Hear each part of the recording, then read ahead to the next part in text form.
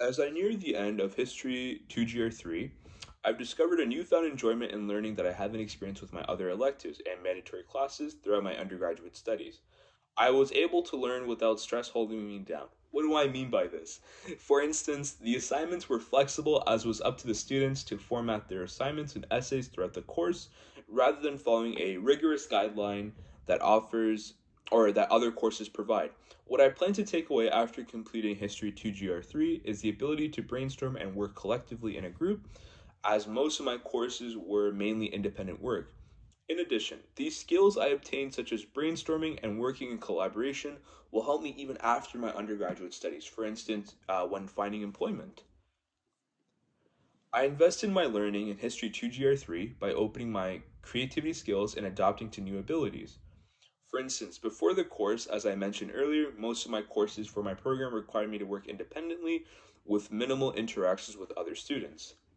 However, by taking this course, I interacted with different students in different faculties, which was beneficial as it helped aid in the group activities throughout this course.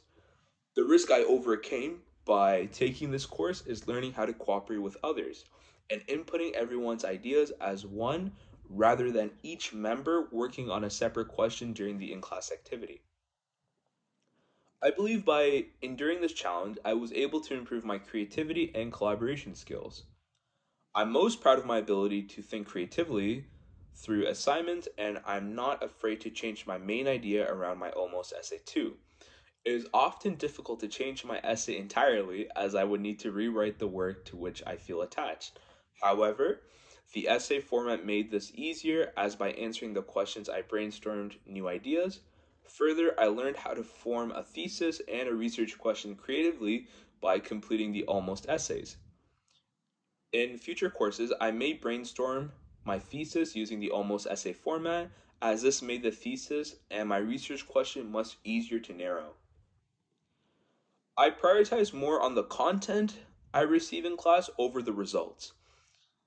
What do I mean by this? Like the grade I receive. Professor Egan made it very clear in his first lecture that as the students determine our final grade in the course, however, we would still receive feedback for the assignments that we completed in the course.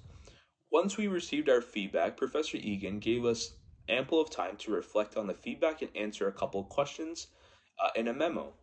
I enjoyed this process as it helped me understand when it came to writing my almost essay too.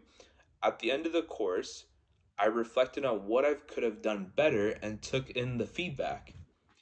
In addition, by participating in class activities, I enhanced my classmates and my learning by sharing our different perspectives on the course content. For instance, in one of our group discussions, we discussed how in the original Frankenstein by Mary Shelley, Victor Frankenstein was portrayed to be deeply isolated, leading him to use his scientific knowledge in creating the creature. Although it is implied that Victor was not mentally well, Hadi's version of Frankenstein is darker due to its relation to the war in Iraq. Discussing these differences and comparing these two versions of Frankenstein benefit me and my classmates' understanding. One concept I would have been interested in is how monsters are related to a larger contemporary social issue. Although this would be learning history in a non-linear direction, this may be interesting. For instance, is there a current issue that reflects Mary Shelley's work on Frankenstein? I think a lecture regarding um, this or interpreting these questions in Frankenstein's lecture would have been more creative thinking and understanding of monsters historically. We constantly make the same mistakes many stories of monsters warned us about. Um, Overall, I have submitted two in class activities. Unfortunately, I did miss two of the in class activities due to personal emergencies. I've completed in class activity number two and three. I have talked to Professor Egan about this, and thankfully, he was understanding. I finished the I finished all the videos and lectures, quizzes, slidecasts, the Frankenstein podcast, almost essays, and memos. I've completed all course assignments to the best of my abilities. I made progress from feedbacks I received during the course. The feedback helped me improve on my final assignments as I reflected on them and implemented them into my work. With the effort and skills I've gained from this course, I believe I should receive a 90% as my final grade for History 2 GR3.